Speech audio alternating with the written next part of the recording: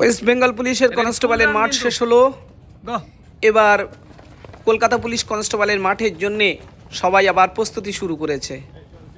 তাই বলবো আমার সাবস্ক্রাইবার যারা আছে তোমরা আমার চ্যানেলকে যেমন বেঙ্গল পুলিশে ফলো করেছিলে এবং বেশিরভাগ ছেলে মেয়ে তারা কমেন্টে লিখেছিল উপকৃত হয়েছে। আবার আমি ঠিক কলকাতা পুলিশের মাঠ পর্যন্ত প্র্যাকটিস দিতে শুরু করব, দিচ্ছিও। তোমরা চ্যানেলকে ফলো করো এবং প্রতিদিনের শিডিউল ভিডিও বলে দেওয়া হবে।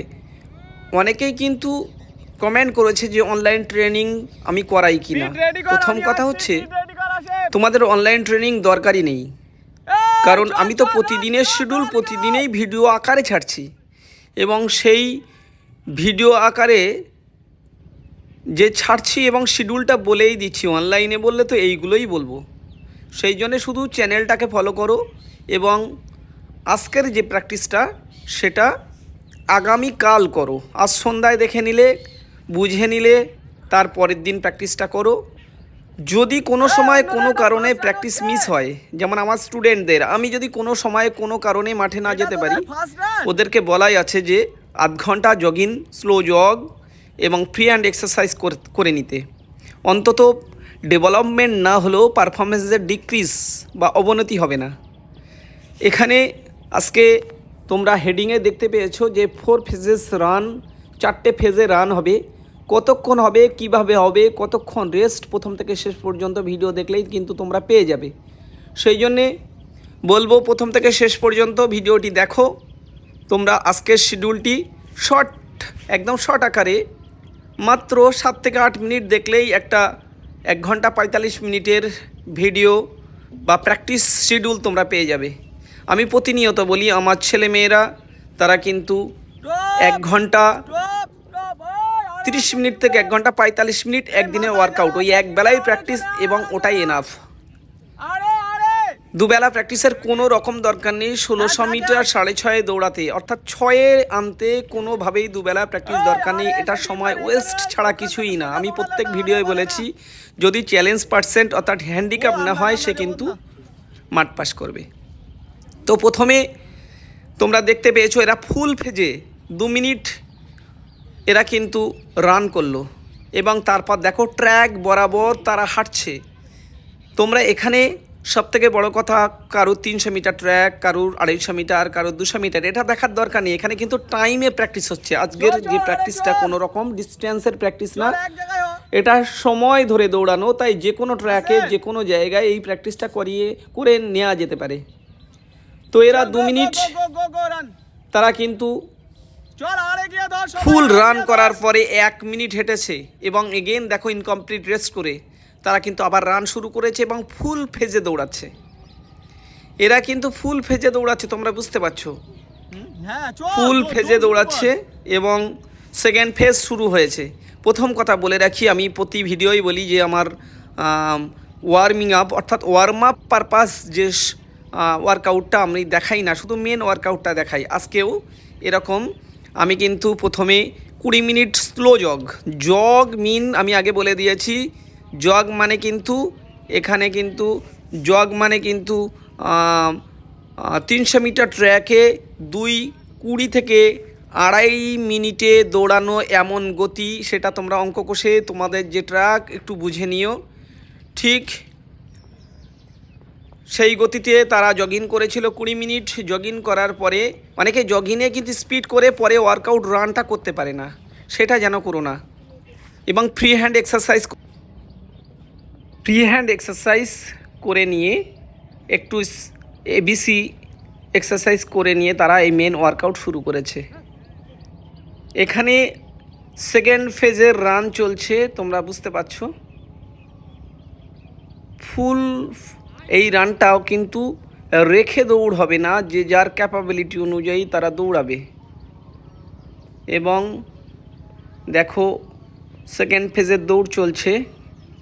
ফার্স্ট ফেজ 2 মিনিট করার পরে তারা কিন্তু 1 মিনিট হেঁটেছিল।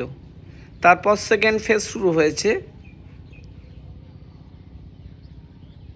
দেখো সেকেন্ড ফেজের দৌড় চলছে। ফার্স্ট ম্যান অনেকটা আগিয়ে গেছে। ক্যামেরায় তাকে ধরে দেখানো হয়েছে এবং 2 মিনিট শেষ। দেখো সেকেন্ড ফেজ শেষ হলো, সেকেন্ড ফেজ শেষ হলো এবং একটু খিল লাগবে এখানে কিন্তু ঠিক আছে। চ চ ট্র্যাকে চ।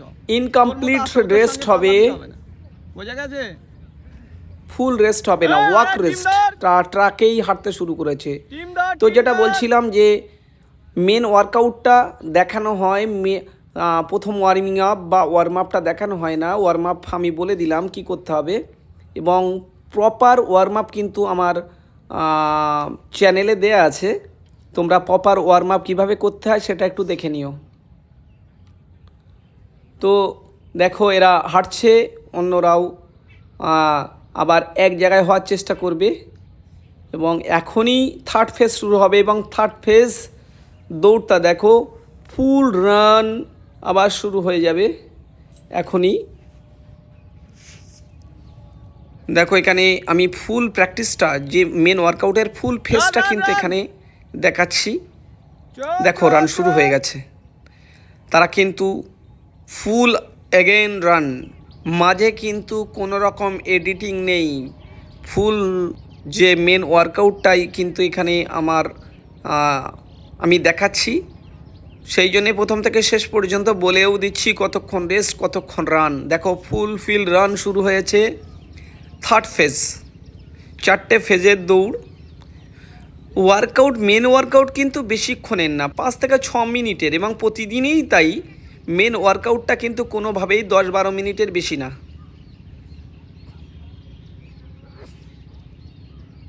দেখো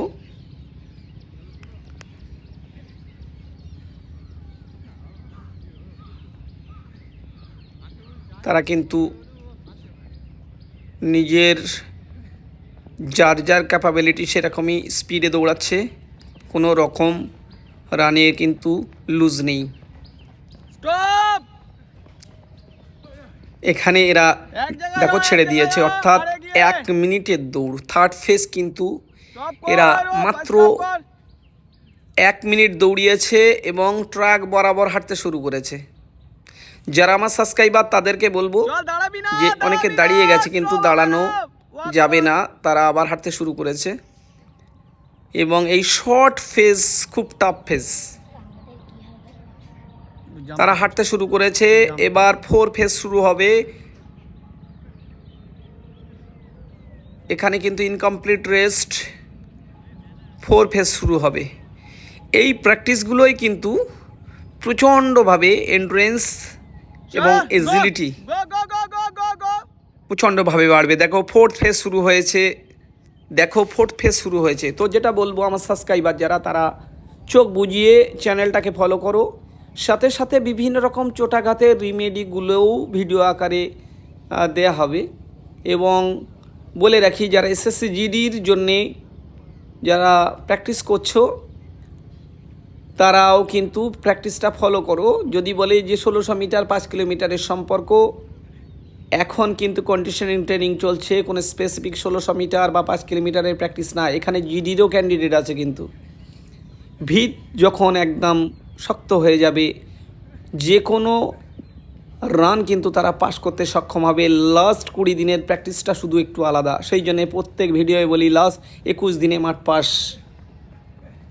তো যারা চ্যানেলের সাথে আছে চ্যানেলের সাথে থাকো এবং নতুন যারা তাদেরকে বলবো সাবস্ক্রাইব করে রাখো নতুন নতুন ভিডিও পাও।